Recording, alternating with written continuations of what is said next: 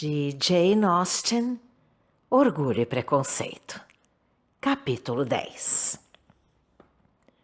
O dia passou-se de modo idêntico ao anterior. Mrs. Hurst e Miss Bingley passaram parte da manhã junto da doente, que, embora lentamente, continuava melhorando. E à noite, Elizabeth reuniu-se ao grupo na sala de estar. Dessa vez, porém, apenas Mrs. Hurst e Mr. Bingley se encontravam jogando cartas. Mr. Darcy escrevia e Miss Bingley, sentada junto dele, observava os progressos de sua carta, desviando-lhe repetidamente a atenção com observações que dirigia à irmã. Mrs. Hurst assistia ao jogo dos outros dois cavalheiros. Elizabeth fazia um pequeno trabalho de costura e entreteve-se a ouvir o que se passava entre Darcy e sua companheira. Os constantes elogios tecidos por esta, tanto a respeito da letra como da uniformidade das linhas e comprimento da carta, e a indiferença total com que esses elogios eram recebidos, formavam um curioso diálogo que correspondia exatamente à opinião que tinha de cada um. Que alegria a de Miss Darcy quando receber essa carta! Ele nada respondeu. O senhor escreve muito depressa. Está enganada. Escrevo até bastante devagar. Quantas cartas não terá de escrever durante o ano? Cartas de negócio também. Que tarefa desagradável seria para mim. Considere-se então muito feliz, por essa tarefa só dizer respeito a mim. Por favor, diga à sua irmã como anseio tornar a vê-la. Já aqui o escrevi e a seu pedido. Parece-me que não está inteiramente satisfeito com sua pena. Deixe que eu a afie. Afio-as muito bem, sabe? Agradeço-lhe, mas prefiro eu mesmo o fazer. Como consegue escrever tão regularmente? Ele guardou silêncio. Diga à sua irmã que fiquei encantada por saber de seu progresso na harpa. E, por favor, diga-lhe também que me extasiei diante do pequeno esboço que ela fez para uma mesa, que o acho lindo e infinitamente superior ao de Miss Grantley. Dá-me licença que eu guarde seu êxtase para uma outra oportunidade, quando tornar a escrever-lhe. De momento não tenho mais espaço para ele.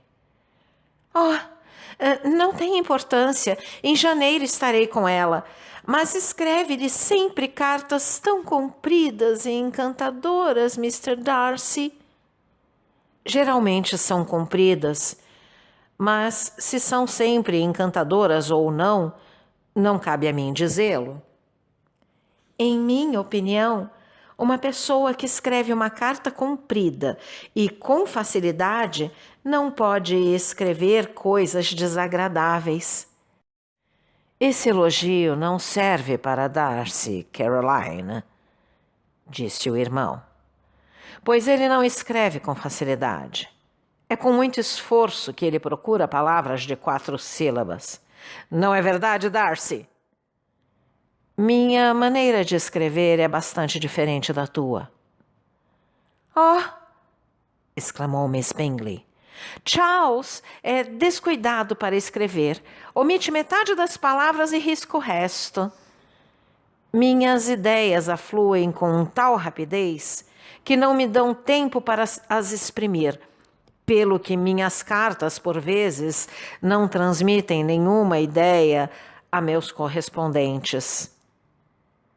Sua humildade, Mr. Bingley, interveio Elizabeth, desarma a censura. Nada há de mais enganador, disse Darcy, que a aparência de humildade. Não passa, por vezes, de simples desdém, ou então de uma gabarolice indireta. E qual das duas me atribuís? A gabarolice indireta, pois confessa que tens orgulho na tua escrita defeituosa. Considerá-la como resultado de uma rapidez de pensamento e de um desleixo na execução que tu achas, se não dignos de estima, pelo menos altamente interessantes. A faculdade de fazer qualquer coisa com rapidez é sempre muito apreciada pelo possuidor e frequentemente sem atentar na imperfeição da execução. Quando esta manhã disseste a Mrs. Bennet que se resolvesses deixar Netherfield em 5 minutos o terias feito, estavas de fato tecendo um tipo de panegírico, um elogio a ti próprio. Contudo, que encontras tu de louvável em uma precipitação que necessariamente deixará assuntos importantes a tratar, e sem que represente uma vantagem real para ti ou para qualquer outro? Isso não! Exclamou Bingley. Relembrar os disparates ditos durante a manhã? Mas juro por minha honra que acreditei ser verdade aquilo que disse sobre mim, assim como acredito neste momento. Pelo menos, não assumi o caráter de precipitação desnecessária apenas para me exibir perante as senhoras. Acredito em tua sinceridade, contudo. Não estou de modo algum convencido de que partirias com tal rapidez. O teu comportamento na ocasião dependeria tanto do acaso quanto o comportamento de outro homem qualquer.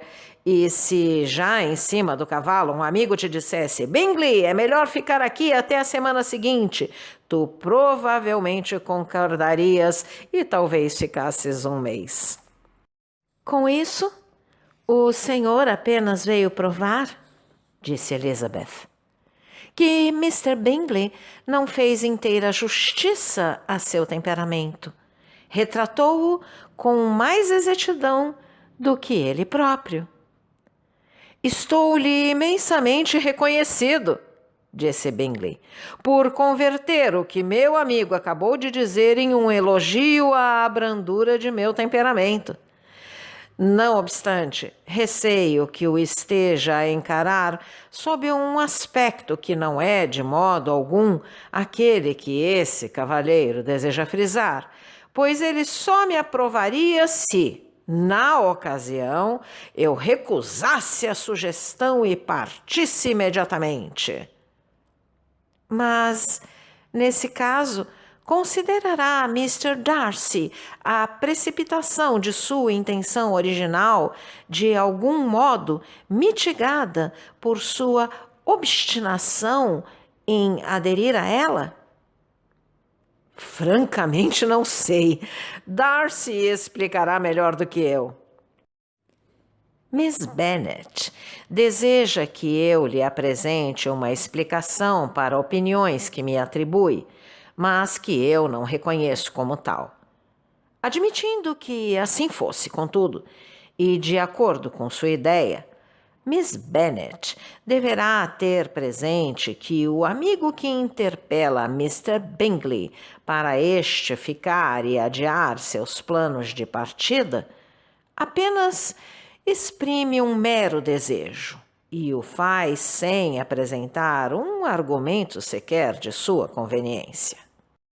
Ceder, pronta e facilmente, à persuasão de um amigo não é, portanto, nenhum mérito, segundo o senhor. Ceder sem convicção também não abona em favor do entendimento dos dois. Parece-me, Mr. Darcy, que o senhor não reconhece a influência da amizade e afeição. Uma certa estima pelo solicitador pode, com frequência, levar alguém a ceder prontamente à solicitação que lhe é feita, sem que para isso precise de argumentos que o convençam. Note-se que não me refiro particularmente ao exemplo que o senhor deu a respeito de Mr. Bingley. Nesse caso específico, penso que o mais aconselhável seria esperar pela ocasião e, nesse momento, discutir o comportamento do cavalheiro em causa. Mas, no geral, de amigo para amigo, em que um deles é solicitado pelo outro a modificar uma resolução de pouca importância, levaria o senhor tal pessoa a mal por ceder prontamente a esse desejo?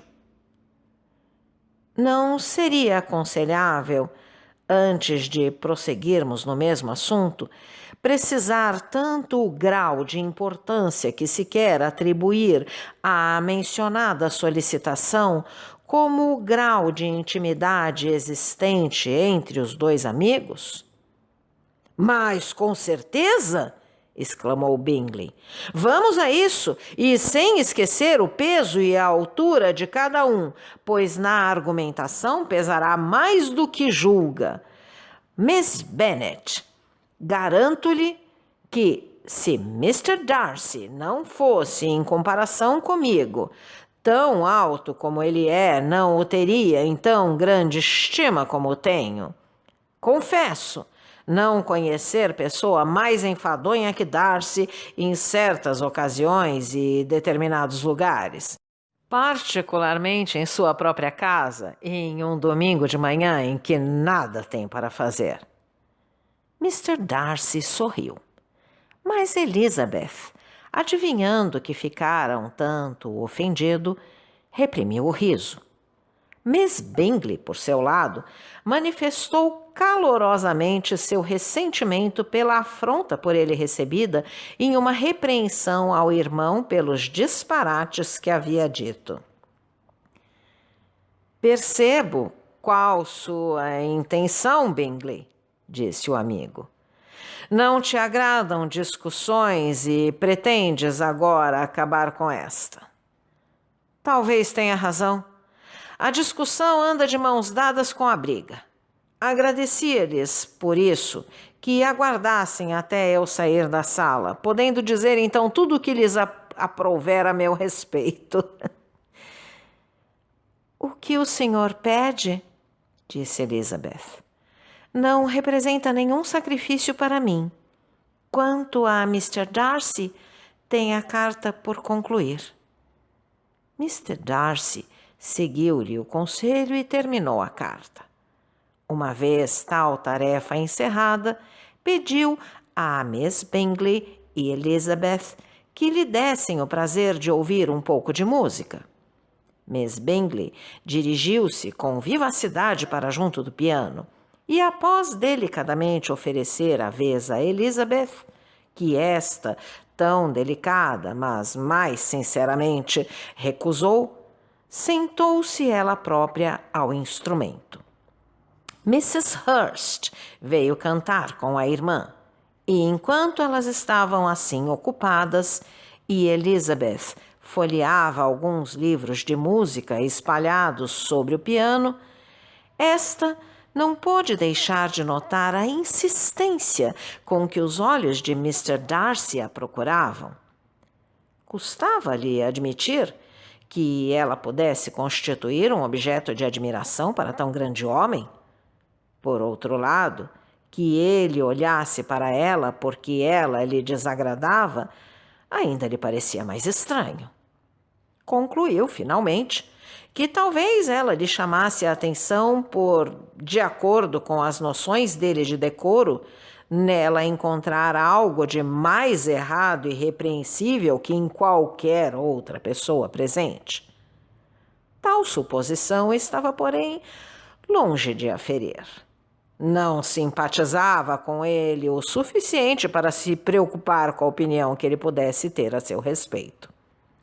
Após ter tocado algumas canções italianas, Miss Bingley mudou o ritmo para uma alegre área escocesa e imediatamente Mr. Darcy se aproximou de Elizabeth e lhe disse: "Não se sente tentada, Miss Bennet, a aproveitar esta oportunidade para dançar um reel?"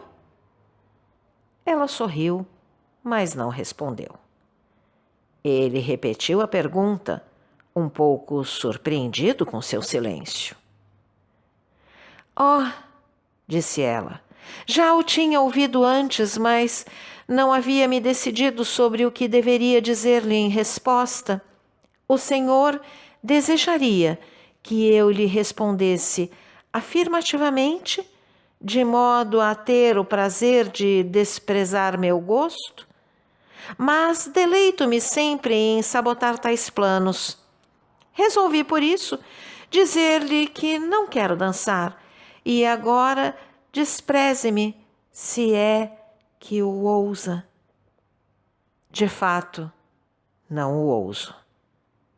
Elizabeth, que esperara ofendê-lo, ficou espantada com sua delicadeza.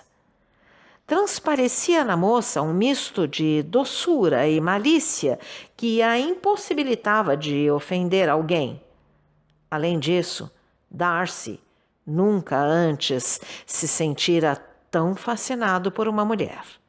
Chegava mesmo a acreditar que, não fora a inferioridade dos parentescos dela, ele estaria no perigo iminente de se apaixonar.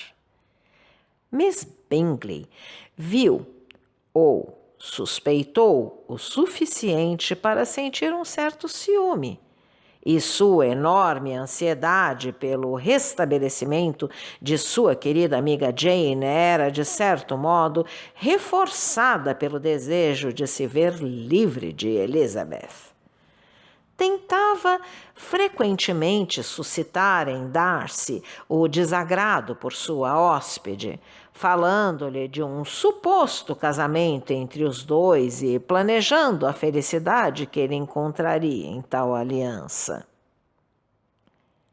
"Espero", dizia-lhe ela no dia seguinte, quando os dois passeavam pelo bosque, "que não deixe de dar a entender à sua sogra, quando esse acontecimento tão desejável se realizar, qual a vantagem de se manter calada. E se é que terá poder para tanto, não se esqueça de tirar de suas cunhadas mais novas essa mania de andar atrás dos oficiais. E, se me permite mencionar assunto tão delicado, faça o possível por refrear o toque de pretensão ou impertinência que a eleita do seu coração tem." "Tem mais alguma coisa a propor para minha felicidade doméstica?" "Oh, claro que sim. Reserve um lugar para os retratos de seus tios Phillips na galeria de Pemberley. Coloque-os logo em seguida do seu tio-avô, que foi juiz. A profissão é a mesma, só que em níveis diferentes. Quanto a um retrato de Elizabeth, aconselho a não o pintar, pois que pintor retrataria com justiça olhos tão bonitos?" Não seria fácil, de fato, apanhar-lhe a expressão, mas sua cor e sua forma e as pestanas tão delicadas e perfeitas poderiam ser copiadas. Nesse momento, encontraram-se com Mrs. Hurst e a própria Elizabeth, provenientes de um outro caminho. "Não sabia que também pretendiam passear", disse Miss Bingley com uma certa confusão, receando que elas tivessem escutado a conversa. "Trataste-nos muito mal", respondeu Mrs. Hurst, "fugindo de nós e sem nos dizer que vinhas passear. e, tomando o braço que Mr. Darcy tinha livre, deixou Elizabeth sozinha. O caminho dava apenas para 3 pessoas. Mr. Darcy, sentindo a falta de delicadeza das irmãs, imediatamente disse: "Este caminho não é suficientemente largo para todos nós. Aconselho, por isso, a tomarmos a Alameda." Elizabeth, porém, que não se sentia tentada a continuar em tal companhia, respondeu sorridente: "Não, não, continuem como estão. Compõem um grupo tão encantador e pitoresco que a admissão de uma 4ª pessoa apenas o iria estragar. Até logo." E partiu alegremente, acalentando em si a esperança de, dentro de 1 ou 2 dias, se encontrar de novo em sua casa. Jane melhorara tanto que nessa mesma noite tencionava deixar o quarto durante algumas horas e reunir-se ao grupo no serão. Obrigada pela audiência. Se você gostou deste áudio, por favor, deixe seu like, compartilhe, deixe também seus comentários. E não esqueça de se inscrever no canal e ativar o sininho. Assim, toda vez que nós colocarmos um novo vídeo, você será avisado. Não deixe a leitura para depois. Um grande abraço e até a próxima!